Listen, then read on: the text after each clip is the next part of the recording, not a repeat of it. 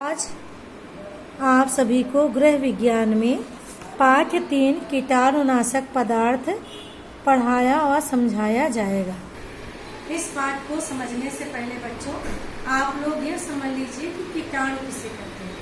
कीटाणु वे सूक्ष्म जीव होते हैं जो विभिन्न प्रकार के रोग फैलाने का कार्य करते हैं, जैसे कॉलरा हो गया, डायरिया हो गई, पेचिस हो गई, ठीक है। इस तरह अनेक प्रकार की कैंसर तक की बीमारियां रोगाणु से फैलती हैं। इन्हीं रोगाणुओं को नष्ट करने के लिए जिन पदार्थों का प्रयोग किया जाता है वो कहलाते हैं कीटाणुनाशक पदार्थ। इन्हीं कीटाणुनाशक पदार्थों को निसंक्रामक पदार्थ भी कहा जाता है। इसके बाद बच्चों आता है निसंक्रमण। क्या है निसंक्रमण? वह क्रिया होती है जिसके अंतर्गत कीटाणुओं को नष्ट किया जाता है। फिर बच्चों आपका अगला टॉपिक आता है निसंक्रामक पदार्थ या कीटाणुनाशक पदार्थ कितने प्रकार के हैं। तो आपके कीटाणुनाशक पदार्थ जो होते हैं वो 3 प्रकार के होते हैं। पहला होता है आपका प्राकृतिक निसंक्रामक पदार्थ या प्राकृतिक कीटाणुनाशक पदार्थ। इसके अंतर्गत आपकी तेज वायु और तेज धूप आती है। जब आंधी आती है तो जहाँ पे रोगाणु ज्यादा मात्रा में पनप जाते हैं वो तेज हवा के द्वारा रोगाणु वहां से तितर बितर हो जाते हैं, मतलब कि तेज वायु के साथ बह जाते हैं, जिससे वो रोगाणु वहां के मनुष्यों के जनजीवन पर अपना असर नहीं डाल पाते। ठीक है। इसके बाद दूसरा है तेज धूप। तेज धूप जो होता है वो भी मुख्य प्राकृतिक निसंक्रामक पदार्थ है जो विभिन्न प्रकार के कीटाणुओं को नष्ट करने का कार्य करता है, क्योंकि कीटाणु अधिकतर वहाँ उत्पन्न होते हैं जहाँ पे दुर्गंध और नमी होती है।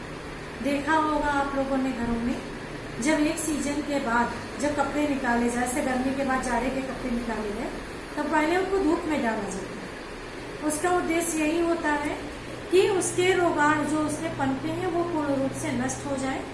अगर आप बिना धूप में डाले उनको पहनते हैं तो त्वचा में खुजली वगैरह होने लगती है, इसीलिए उसका निसंक्रमण करना बहुत ही जरूरी होता है।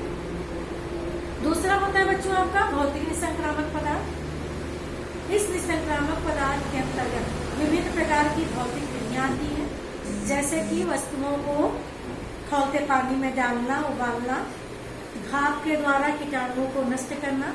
ये देखा होगा आप लोगों ने जब कोई इन्फेक्शन वाला रोग होता है बच्चों को तो उनको उबला पानी पीने के लिए कहा जाता है, उनके वस्त्रों को उबालकर प्रयोग करने के लिए कहा जाता है। तो उसका उद्देश्य यही होता है ताकि उसके रोगाणु जो है वो नष्ट हो जाए।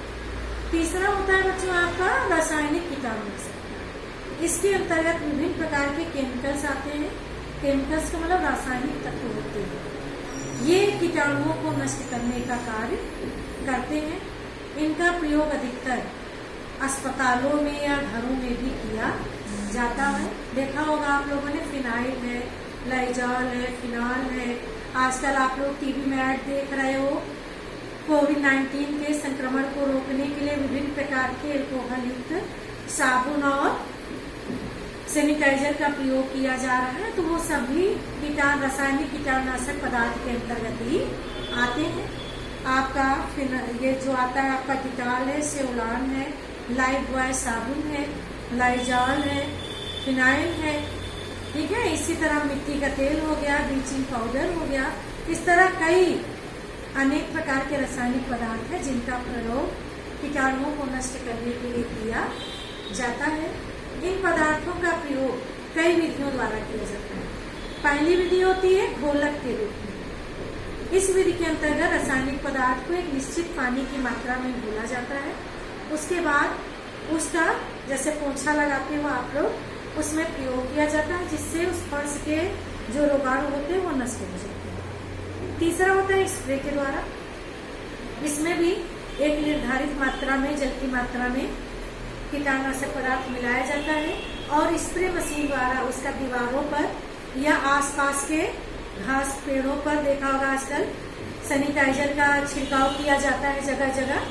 तो वो जो होता है वो कीटाणुओं को नष्ट करने का कार्य करता है। कुछ होते हैं धुएं के रूप में प्रयोग किए जाते हैं, जैसे आपकी कॉइल लगाई जाती है, ठीक है। गंधक का सुलगाव किया जाता है, क्योंकि मच्छरों को हटाने के लिए गाँव में लोग लोहान सुलगाते हैं। लुभान भी जो होती है, लुभान है, कपूर है, ये सब भी कीटाणुओं को नष्ट करने का कार्य करते हैं। तो इसी तरह बच्चों आपका ये पाठ पूरा हो जाता है। ठीक है, आप लोगों को ये पाठ अब ठीक प्रकार से समझ में आ गया हो।